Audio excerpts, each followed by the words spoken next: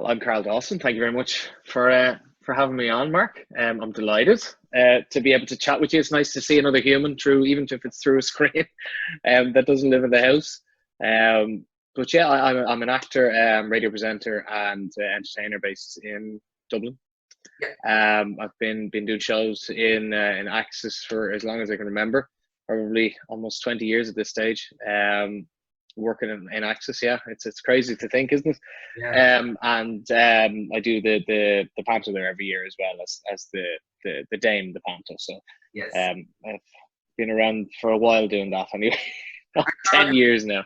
Just kind of we get to all things Stuffy and DJing and yourself in a while. Yeah. Just take us back in relation to, like, was acting in your family, is performing in your family, or how did it kind of happen for you? Well, years ago, when my mum back in the 90s ran a dance school called Jubilee Dance School, and that was based up in Greenfields, up in just up the road in up past the Nafina there. So I started as a tap dancer, actually, believe it or not, years ago. Can hardly walk now, but I started as a tap dancer. And then I suppose from that it got me interested in it. But from where my family interest comes from being part of drama schools for years. My mum was in court variety players years ago, which was headed by Michael Byrne. And I suppose from that is where I got the interest in performing, was from being brought up in a family like that. My nan was a part of the group as well. My aunts, my uncles, even so they were all part of the group, you know. So I suppose that's where I kind of got involved and got interested. I mean, it's incredible, you know. Michael Byrne, for those who don't know, kind of passed away last year, as well as his wife Nellie, and I suppose, you know, he had such a profound influence both on, say, Axis, where I am now, and all the people, you know, that grew up through theatre and drama in Ballymun and the surrounding areas, and, you know, gave so many people both their first experience of live theatre in this area, well, you know, before Axis was even built, and then when Axis was built, continued that, and also gave a huge amount of young people their chance. And I think, Karl, what interests me is that, you know, when did it arrive in your head, geez, I want to do this, like, seriously? Well, when I was tap dancing years ago, I mean, I wasn't at all probably as interested in it back then as I was. It was just, I had to go with my mum at the time, so I was thrown into doing tap dancing. And then kind of it changed years later. Michael was doing his first panto in Axis, and called my mum and asked if I wanted to come up and give a hand backstage. So I came up and helped his son Derek backstage in the panto, the first panto. I think it was Cinderella, years and years ago. And then from that, he kind of, you know, the next year I was on the stage singing a song, and then the next year I was doing a small part as a prince, and then it just kind of went on from that. And I suppose that's where it interested me. That's where I decided, oh, acting actually is a bit fun. You know, it's nice to pretend to be other people and get away with some of the funny things you say, you know. And that's where the interest came for me. So I suppose it was back then. And did it kind of change for you? You know, as you say, you kind of progressed through an awful lot of those layers in the panto. But then, like, you know, when you became the Dame, and around that same time, if I'm not wrong, like, you started doing a rake of other stuff. There was a kind of a few years there where a lot of different things started to happen. Yeah, well, I mean, I suppose before I became the Dame, I was asked to do a tour of a play which originally started in Axis called Culacade Blean years ago with Ray Yates, and that, as well as having to learn Irish for the dialogue, because I don't speak Irish. I wish I did, but that was my first kind of professional gig in the acting game, and I enjoyed every moment of it, and it kind of it I suppose awakened a passion in me to continue on. So from that I started to investigate possibilities of television work and film work, and you know, starting off as an extra and doing that sort of stuff, and still to this day still working away and tipping away and trying my very, very best, you know.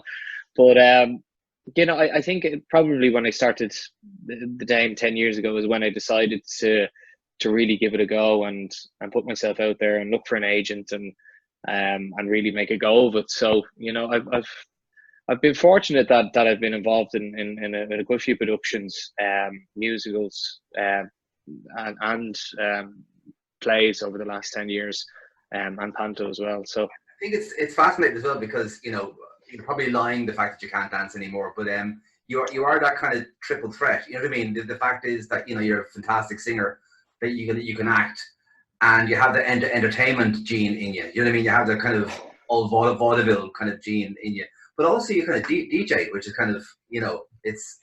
Yeah, I just finger many pies is I suppose is the phrase. You know, I just love the entertainment business as a whole. You know, I have the acting side of it. I suppose is one part that I just absolutely adore. But over the years, I've learned that to be, I suppose, successful in the entertainment business, you have to expand into other areas of it and not just focus on the one thing. Which is why, you know, I've started gigging around Dublin, doing cabaret shows as well. You know, I even joined a boy band at one stage, just because I hadn't done it. Yeah. And then you know, turning my hand to directing shows now and developing the Stuffy character as kind of her own separate entity. So I mean, that's Karl, corporation, the Stuffy corporation. I think that's kind of. Yeah, I like that. Yeah, I like that. God, there's nothing she wouldn't do, you know. Nothing she wouldn't do. Maybe we'll kind of go to the end to come back, and maybe for those that don't know, we talk about Stuffy and how she developed in your head. But to be honest, I mean, Michael Byrne asked me to play one half of the Dame 10 years ago. There were two of us at the start, myself and Robbie Sexton, who was also a stalwart of panto and Axis. And you know, when he asked me first, I thought to myself, because I was only 21, and I thought I was very young to be a Dame, because historically a Dame is generally a man probably in his 40s, 45. You know, so I thought I didn't think I had the experience enough as well to be spontaneous and to ad lib. So I did it anyway. But found that I really enjoyed it. And when I hit the stage, you know, I think the first year it was Robbie who was the safety net, pulling me back from the audience, saying, "No, we have to continue the show. You have to come back and you have to do the dialogue that's in the script," you know. So I really got into it and really enjoyed it, and found that for myself as a performer, putting on the wig and the clothes and everything, it was like putting on a suit of armor in some aspects, because, you know, the fear of going onto stage in front of 200 people, the lights and everything like that, the fear just disappeared, and it turned into excitement and anticipation, and, you know, it helped, I suppose, give me the greater passion for being on the stage, you know. So that's where it started, and it's developed over the last few years into its own kind of entity. You know, I decided a couple of years ago that, you know, maybe just sticking to pantos. I mean, there's obviously there are people there that want to see a little bit more of this, so that's why I done my first solo show in Axis about 5 years ago at this stage. And then it's fascinating. Sorry for cutting across you, Karl. It's fascinating. Right. Like, for people that haven't been to the panto here, it's kind of, you know, it's an experience, an incredible kind of. Yeah. You know, it's, you know, from I worked in theatre all my life, and it's very, very seldom you see that total communion between what's going on in the audience and what's going on in stage, and sometimes you can't really figure out which is which, you know, during the good shows. But for people that don't know, like, you know, it would be the parents. I'd say we have in Axis probably the most adult returns, more than once, for the panto.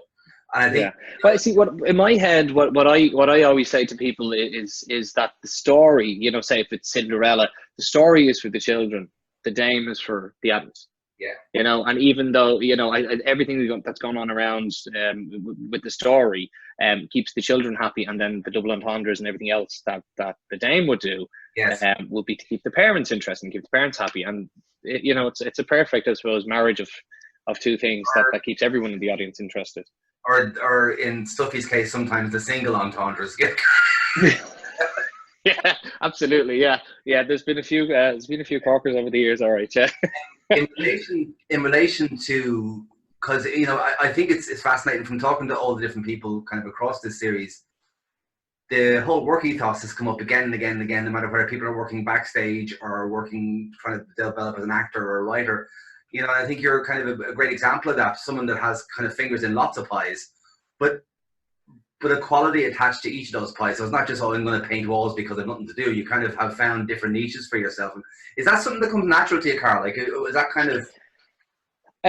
You know, I suppose over the last year, I've kind of realized that, you know, I've been getting busier and busier in terms of the Stuffy shows and panto and doing other bits. And when I'm busy and I'm doing those things, I long for a day off or time to relax. And as soon as I get that chance, I feel like I should be doing something. And that's where I say to myself, oh, maybe you could try this or try to learn something new. I mean, the last couple of weeks have been, you know, as busy as they've been quite busy, because I've been teaching myself how to edit videos, and I've been trying to come up with new ways of putting the Stuffy character online to you know, as opposed to doing face-to-face shows, because I think we need to be able to adapt. So learning that, keeping myself busy has been interesting over the last couple of weeks. And Karl, is there work that kind of that has changed you or affected you? It could be songs, it could be a musical artist, but is there someone or something or a play or something that you've seen or that really kind of, I'm not going to say change your life, but had a deep effect on you, or kind of you keep going back to? As in a piece of work that I was really inspired by. Yeah. Well, 2 years ago, I kind of got you know, I hadn't done musicals in a very long time. The last musical I did before the one I'm going to talk about was over 7 years ago. And you know, I'd hurt my back 7 years ago as well. So a week before the show, I just wasn't medically able to go on to do the show, and I was cut from the cast of the show. So that really affected me mentally in terms of, well, I'm not going to put myself in that position again. So you know, a couple of years ago, I decided to give it a go and audition for a show, got a part, and the show was just, you know, it just renewed everything I loved about doing musicals.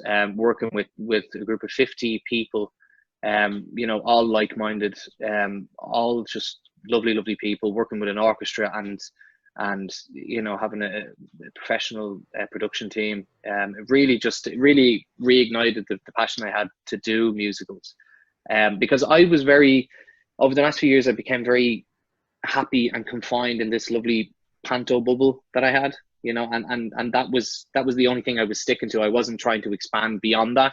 I was happy doing what I was doing in terms of just doing the Stuffy character, but now I'm trying to do, you know, I'm trying to go back to what I was doing in 2010 and trying to put myself back out there again in other roles, and not just have the Stuffy armor on, you know. So that, I mean, the show is called The Producers, and it's a hilarious show by Mel Brooks, and doing that show with those people really reignited that passion I had for. Do you find on the stage? Do you find that then, you know, because Stuffy is a very defined thing? I just mentioned the armor, and it's kind of, and she's grown ever more defined over the years as you've honed her personality, that you can separate out now. Do you know what I mean? That it's a separate thing that you do, rather than... Yeah, I mean, in my head, you know, my wardrobe upstairs has one side of Karl, and the other side is Stuffy, like, and that's crazy. It's crazy, but in my head, it's a separate person. But the answer is yes. You know, Karl is a radio presenter and an actor, and Sophie is her own persona and would be a cabaret artist in my head. Yeah. So I, you know, so Karl would, yeah. I mean, I'm speaking myself in third person, which is not good when you're stuck in the house for 2 weeks. Yeah. So yeah, I like to, I'm kind of starting to get back out there as myself, do more. And that feeling that you talk about, you know, the feeling of being on stage, surrounded by people you trust in a show that you really like, is there a difference with that feeling with you, with the armor on and with the armor off, or is it the same feeling just in different contexts? I think it used to be different, but I think, you know, because I hadn't done it in so long, when I went back to the stages myself a couple of years ago, the feeling was the same. You know, I realized that I didn't quite need that armor anymore. That I had, you know, I had the you know, when you're doing a musical as opposed to a panto, you know, the panto, you can change it and adapt it while you're on the stage and on the run, and it doesn't matter if you miss this line or that line, you get away with it. Whereas a musical or a play, you know, you have to stick to what's on the sheet of paper. So that, I suppose, was different, because without the stuffy character, couldn't get away with it, you know. But I you know, I suppose I realized that it was pretty much the same. You know, once you have the confidence to go out there and you have people around you on stage that, you know, have your back, Yeah. that it's perfectly, it's the same. And Karl, in relation to the way you kind of write or the way you kind of develop, I mean, how much of this always interests me, how much of Stuffy is kind of scripted? Like, how much of it is, or is, how do you build that narrative in the show? I always comment. I rely on the audience for a lot of the material that I have. I think I'm a firm believer of energy in a room, that when the audience are there to laugh, and these days the audiences are absolutely there to laugh. They're there for you to take them away for an hour or so, and let them forget all their troubles. So I'm, you know, I bullet point a lot of my Yeah. stuff in my shows, which drives my stage manager absolutely crazy, because she doesn't know when the first half is going to end, you know. And this year, well, in November just gone, I did my first show in the city centre, and the show started at 8 and ended at 11:30. So it was only supposed to be an hour and a half, but because the audience were there, and a rapport was built between us, it just went on, and time just, you know. So I had my structure, as it was, but very few. I just kind of, it was on the fly mostly. But it's very, I mean, it's funny, one of the interviews I've done and we put out recently is with Eric Lawler, and we had a similar conversation about stand-ups. You know, when Yeah.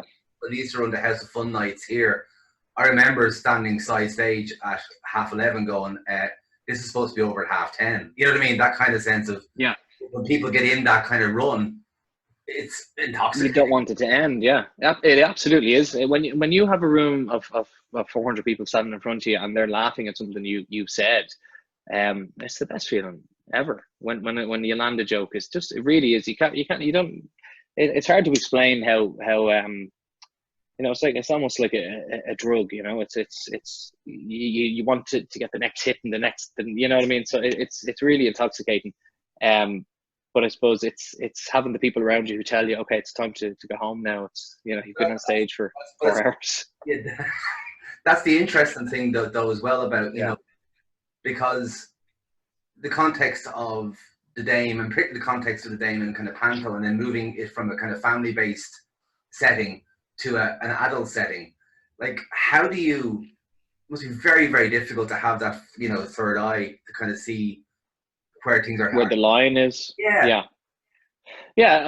Sometimes, you know, over the last years, you know, sometimes when I'm on stage, something would slip, and, you know, thankfully it wouldn't be that bad, but it does happen. But you know, I think I've developed over the last 10 years the skill, and I suppose a lot of it comes back to what I learned from Michael, and the skills he helped me hone, was know when you're going too far, or if you're going to say something, if you're going to start a joke, know where it's going to end. You know where your out is. And if you know, if you're on stage, you go into the audience once, that's great because it's unexpected. But if you keep doing it over and over again, it loses what's funny about it. So it's learning all those things, and learning, I suppose, feeling the audience's reaction when you first go out, and you kind of know where their line is going to be drawn. and I think audiences in Axis as well, I think they're very open to, they're very game ball to play, on to a certain extent with you, and they know everything is said in jest and in good spirit, And so Carl, in relation to say that sweet spot, like, because I've seen you do, well, apart from DJing, I've seen you do most what you do, but like, is there, that drug rush or that intoxication piece is from singing, say, a song from Les Mis to performing in the producers to doing Stuffy, like when you're sitting there now this evening going, well, not this evening because you'll be broadcasting live, but like, tomorrow, is there something you kind of go, Jesus, that's what I wanted to do, or is it a bit of them all? That's my dog. Sorry. Any creak of the door, he's out the door. Sorry, can you say that again? Sorry, Mark? Yeah, the sweet spot of kind of performance, or kind of the safe space, or the space that you feel kind of whole, or that kind of, that rush. When you're sitting there tomorrow, is there one of them that you'd kind of prefer doing, the singing, the name, or the acting, or are they all part of it? I think you see the dame as well. She sings live. So I've managed to incorporate my I suppose singing aspect of things into that as well. But I think if somebody called me tomorrow and says, we've got a show that we want you to front, what do you want to, what persona do you want to do it? I would say, I'd have to say the Stuffy, the character. Okay. Because I feel like when I am that character, there's just no limitations on what can happen or how far she can push it, Yeah. So I think that's what I'd say. But it's interesting. Years ago, do you remember Axis had the Manhattan Comedy Club? Yes. Peanut Club. In a Peanut Club, that's it. And I had my first stand-up experience there, and absolutely bombed. Like, it was dreadful. It was terrible.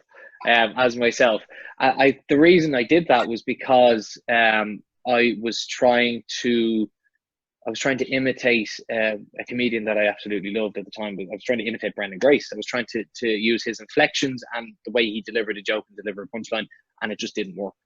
And from that moment, I've not gone on a stand-up as myself ever again. But I think the Stuffy character has helped me develop my own way of delivering a joke and reading a room, that sort of thing. Yeah, and come here.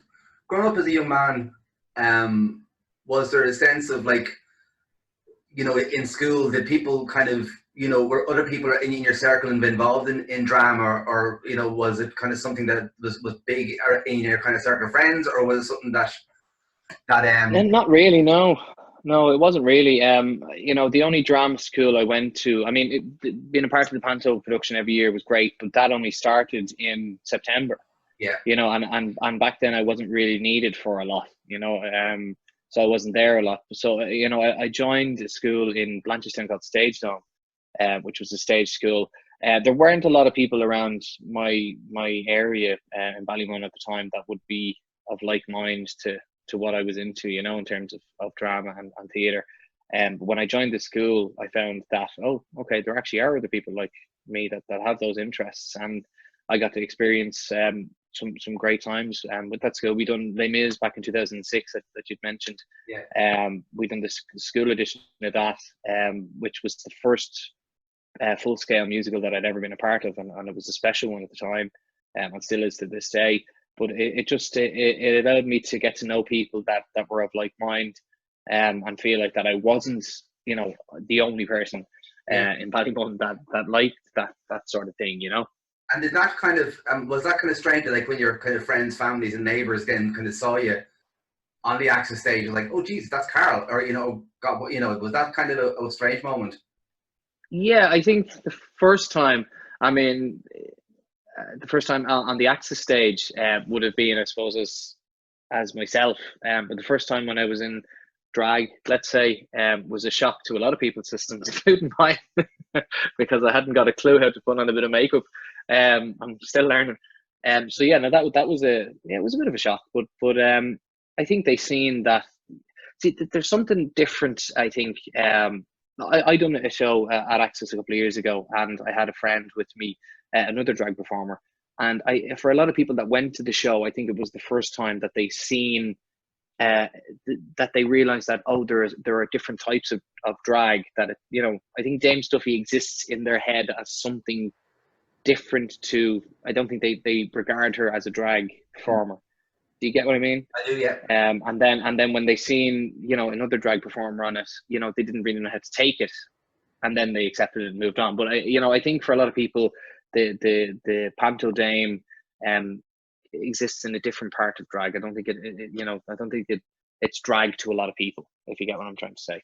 Yeah, but I think the acceptance piece is really interesting, because I think there's I mean, that's why part of the reason why I kind of love working here. Like, there's an up for anything kind of sense within the community, as long as it's authentic. Do you know what I mean? As long as kind of no one's taking the piss. Well, I think when people had seen a friend of mine, I think when they seen her coming out on stage, they were kind of like, "Oh, what's this? Oh, we have enough drag at the moment." And then they watched it, and then they went, "Oh, okay, this is fun. Okay, we're on board with this. We get this." So yeah, it's that immediate shock to the system of seeing something new, I suppose, and the same myself when I started out. But people, I found increasingly over the years, people are getting a lot more accepting of so many different types of performance, whether it's just taking an old favorite of a song and doing a different version of it, to putting on a wig and a dress and going out on stage and performing. I think people are getting very open-minded. Yeah, and did you have to ever come up against anything kind of like that around drag, around stuff, getting kind of hassle, or is there any kind of kickback for you? Strangely enough, the only kind of difficulty I suppose I've come up against in the last few years would have been from the drag community itself, because I'm coming from being a panto dame into their playground, where they have started as dedicated drag queens working in clubs and that sort of thing. So I think I was coming in as a panto dame, they didn't understand why I wanted to expand into a drag artist. So I suppose at the start people were kind of like, "Oh, well, you're not really drag, you're panto dame, so why do you want to be in clubs and do that sort of thing?" But over the last couple of years of getting to know people and put myself out there on the drag scene, I've learned that they're now some of the most accepting people ever, and it's just down to everybody having their own different way of performing, and they're very accepting of that. But at the start, it was a little bit daunting to try and fit in there, But I suppose in a similar way, that sounds like the same process of an audience accepting something new as well. Just, I mean, that kind of sense of yeah, it was. Yeah, I won't keep you for much longer. One more question for you, and I might go back to the very beginning in relation to, say, growing up in Ballymun and the influence of Michael on it.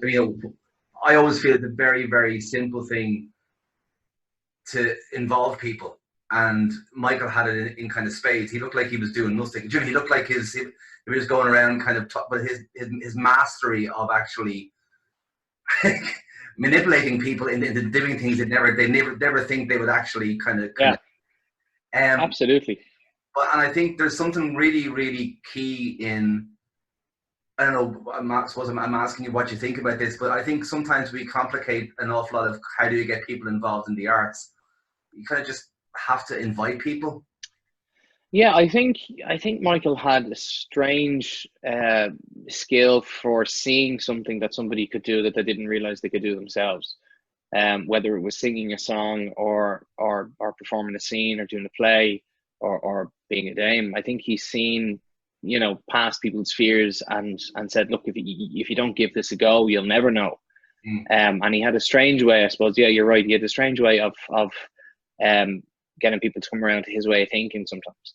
Yeah. But I think from what I've learned from him over the years, it's something that I would like to continue doing for him and in his memory of when I'm doing shows or panto.